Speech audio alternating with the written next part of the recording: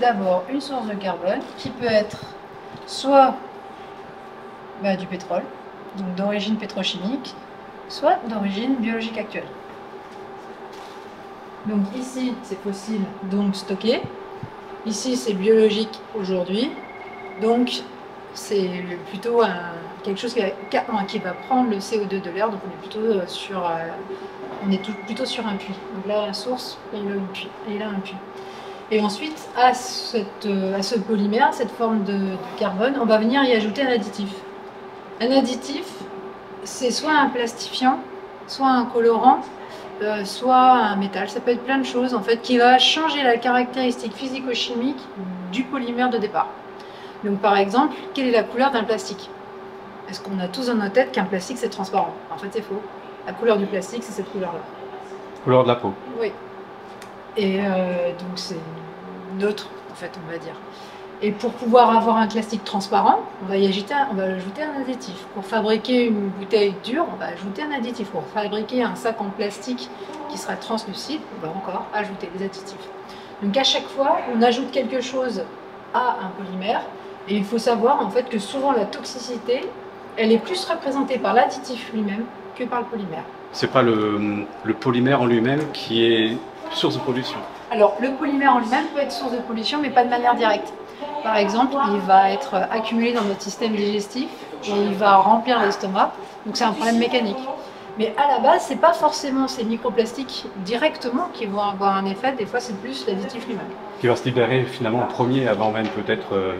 Il va se fragmenter en même temps. Donc finalement, notre bouteille en plastique qui est partie de la montagne, la probabilité qu'elle arrive à la mer sous la forme d'une bouteille en plastique, elle est très faible. Elle est très faible. Elle est très très faible et en fait cet objet-là, au fur et à mesure de son chemin, il va être fragmenté, être agressé et puis finalement, une fois qu'on a des tout petits objets, ces tout petits objets microplastiques, ils sont inférieurs normalement à 5 mm, donc c'est la taille d'un grain de riz, hein, on est dans du 5 mm, mais en vrai ils descendent encore jusqu'au nanoplastique.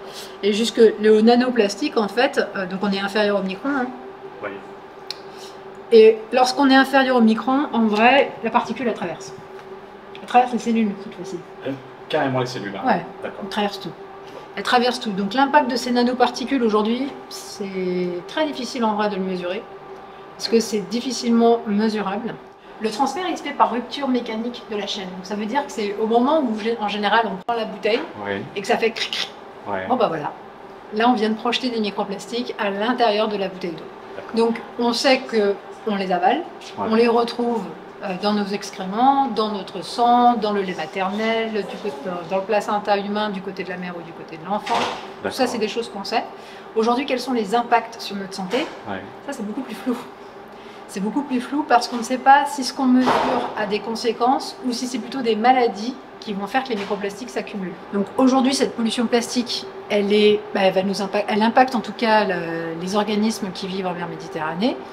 Ce qui explique pourquoi, pour certains poissons, on va avoir dans l'assiette moitié microplastique, moitié zooplancton, ce qui risque d'affecter aussi derrière leur énergie et donc leurs propriétés, leur performance physiologique. Hein, ça va les impacter à un moment donné.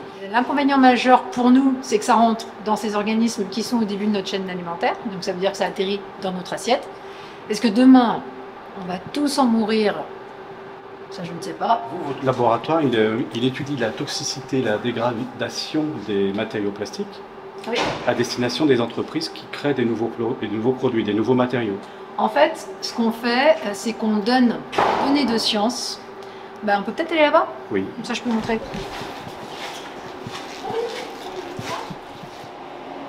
Donc, différents supports de bâtonnets de coton, sans le coton. Alors, qui est d'origine pétrochimique. Pétrochimique. C'est issu du pétrole. Alors, on va mettre ces quatre-là. Ces quatre-là sont d'origine pétrochimique. Classe. Ouais. Je ne mettrai pas ma main à couper pour l'instant, mais bon. Alors, celui-ci, on est d'accord, c'est du bois. Oui. Ça, c'est fait. Ensuite, celui-ci, c'est du maïs. PLA, c'est du maïs.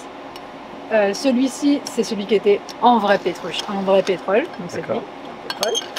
Et tous ces deux-là, c'est d'origine biosourcée. Donc celui-ci c'est une bactérie et celui-ci c'était également une autre bactérie.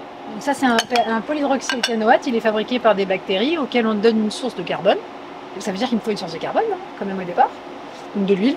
je vais donner de l'huile en fait à ma bactérie. La bactérie va être capable de produire en fait du gras avec un taux de rendement qui est de 20%. Donc c'est pas super, mais bon, voilà, il est capable. Normal pour la nature. Par contre, celui-là, sur certaines familles, parce qu'en fait, il va avoir une diversité de familles, pareil, hein, de façon pour tout le monde, bah, sur certaines familles, il est extrêmement biodégradable. En mer, dans les pires des conditions.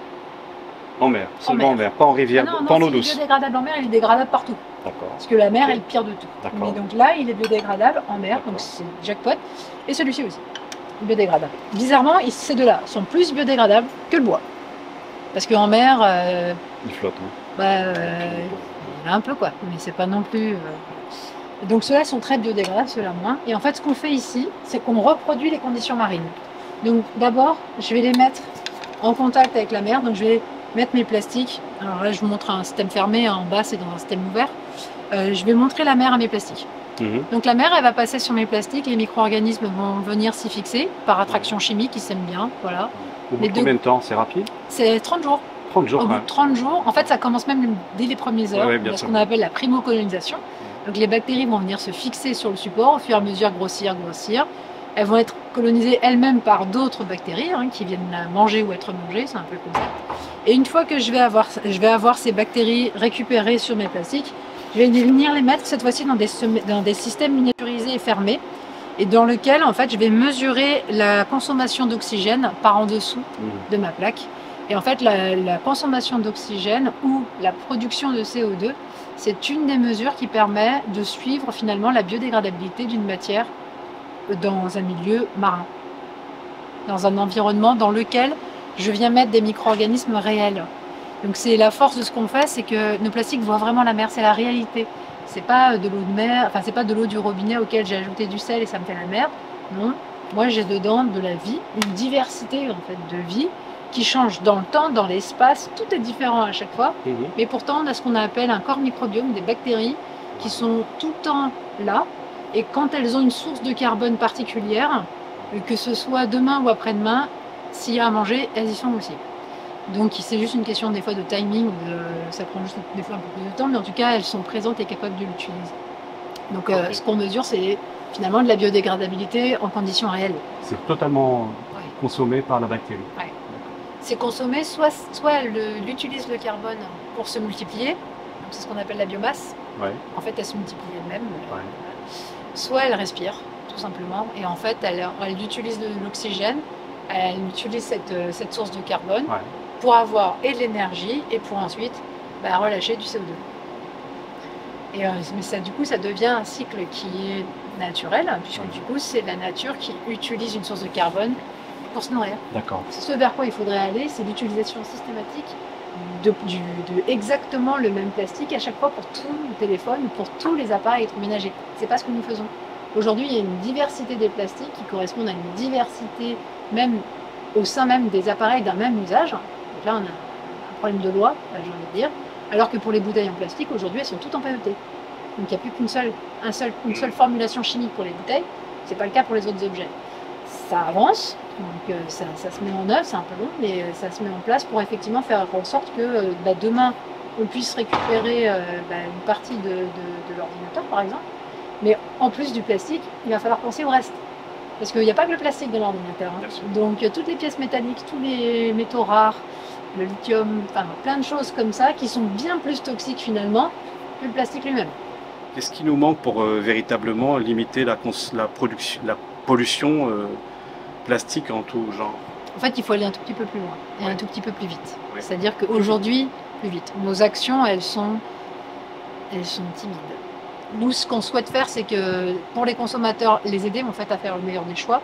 Et pour ça, c'est de favoriser en fait l'identification, non pas sous la forme d'un Nutri-Score, mais d'une autre forme, d'identifier des objets qui sont juste plus vertueux en fait, qui n'ont pas d'impact, qui sont certains biodégradables, d'autres qui sont juste sans impact en fait sur la vie marine. Et ça nous permettra demain de juste dire, quand j'ai une multiplicité de choix, j'ai reconnu le label, celui-là, je sais que ça va. Tout comme aujourd'hui, on utilise les labels bio. L'idée, c'est d'aller vers des labels comme ça, qui sont plus tournés vers le milieu marin et la préservation du milieu marin.